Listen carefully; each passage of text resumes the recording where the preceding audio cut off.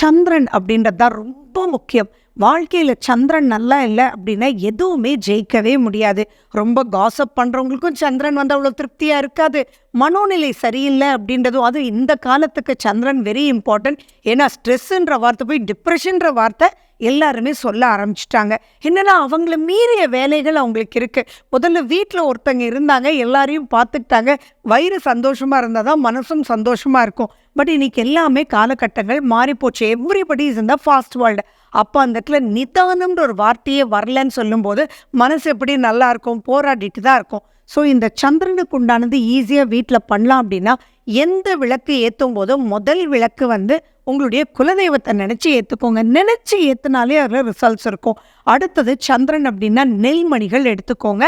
And வெள்ளித்தட்டு எடுத்துக்கலாம். அப்படி இல்லை அப்படின்னா ஏதாவது ஒரு கிளாஸ் தட்டு கூட நீங்கள் எடுத்துக்கலாம். ஒவ்வொரு திங்கக்கிழமை பண்ணிவிட்டு அப்புறம் அந்த மீதி இருக்கக்கூடிய அரிசியை அப்படியே எடுத்து நீங்கள் ஒரு டப்பாவில் போட்டுகிட்டே வாங்க. அதை நீங்களே சமைச்சு நீங்களே சாப்பிட்டுக்கோங்க. நீங்களும் உங்கள் ஃபேமிலி மெம்பர்ஸும் சாப்பிட்லாம். பட் தானம் தான் கொடுக்கணுன்றதெல்லாம் அவசியம் இல்லை.